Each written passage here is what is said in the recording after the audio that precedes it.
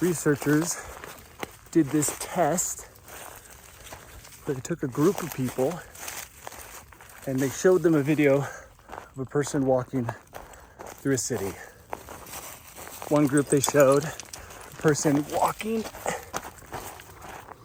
a completely different route the entire time, never backtracking or anything like that. The other group they showed a person who walked out and then walked back. They had the participants mark every time they thought 3 minutes had passed.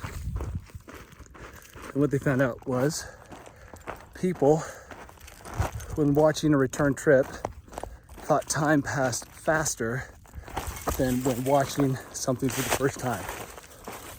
And it's called the return trip effect. I'm sure we've all experienced it. Gone on a drive to somewhere new and wondered why the drive out took so much longer than the drive back. And a lot of it has to do with our subjective perception of time. And when we're driving out for the first time, we're seeing everything for the first time as well. And so we're more occupied and focusing more on the drive as it happens. Whereas on the return trip, we're able to kind of set that aside and think of other things. And so to us, it feels like time passes faster, probably because we're not focusing on the passage of time or watching a pot of water boil, as a old timer would say. And this is why I'm bringing this up right now. People contact me a couple times a year to ask me what advice I would give to them. You know, they're considering doing the WURL or their first ultra. And I always say the same thing, especially for the WURL. I say, do as many segments of the WURL as you possibly can. And of course, stash as much water as you can while doing those segments. And the reason is because you'll have that return trip effect. In those really low moments, time will pass faster because you will have covered that ground before. And the same thing for an ultra. When I ran the Wasatch, I ran the entire course. And of course it helped me. And it helped me kind of stick out those bad moments because time passed a lot faster. Whereas if I didn't know how far I was from a certain objective mentally, then, you know, being sick at Parley's or wherever it was that I threw up a ton, probably would have quit. But I could look forward at all the things I had in ahead of me, and I was able to kind of just mentally map my route to the finish line and kind of plan things out. And that's the advantage of doing something beforehand. Now, it's not always practical or possible to do something beforehand. The race you're doing or adventure you're doing might be too far away. And a poor substitute can be beta, collecting as much beta as you can in advance. And a good example of how that even helped is I recently just did Mount Sneffels with Christoph, and never been there before, but took the time to look at every aspect of the mountain, every boulder. And as I progressed up the mountain, I was able to say, oh, right there, okay. Now we just have to make a bend or come out into the basin and look at that rock. And then contrast that with Glacier Peak, which Christoph and I also recently tried to do. And it was a nightmare being in that forest with zero landmarks, no way to gauge distance or time, and kind of seeing everything for the first time. That was about as slow as time can move. Time moves slower when we are having new experiences. They did a survey with all age groups and found that everyone in every age group thought time was moving too fast.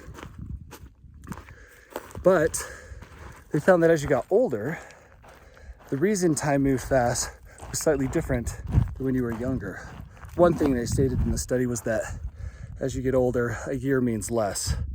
But something not mentioned that goes back to the return trip effect is that when you're young, everything is being experienced for the first time. Everything has this kind of exciting new, shiny new polish to it that kind of slows down time. And as you get older, you fall into routines. You know, you're making that drive home or return drive all the time, every day. And this brings me to my last point, which is like a Danny's philosophy on life. And it's something I've noticed, that you should, shake things up. Pain is a good thing. Stress is a good thing. Of course, if it could be voluntary, it's that much better.